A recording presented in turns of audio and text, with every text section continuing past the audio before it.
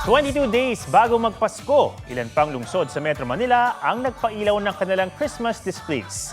Silipin sa report ni Marie Zumali.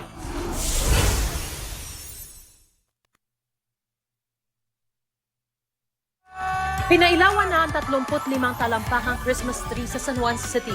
Gawa yan sa kawayan at abaka, swak sa temang Filipiniana. May mga miniature Christmas tree rin na yari sa mga luma o patapong barong Tagalog. Obra yan ng mga persons deprived of liberty. Ibebenta rin daw ang mga ito sa Christmas Bazaar para makatulong sa kanila.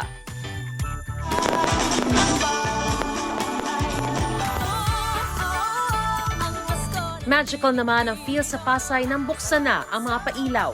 Hindi lang mga batang nag-enjoy kundi mga young at heart. Ramdam na rin ang Pasko sa Corimao, Ilocos Norte. Sa Cervantes, Ilocos Sur.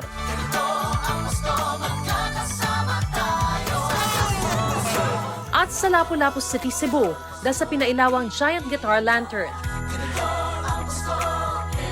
Mariz Umali nagbabalita para sa GMA Integrated News. Huwag magpahuli sa mga balitang dapat niyong malaman.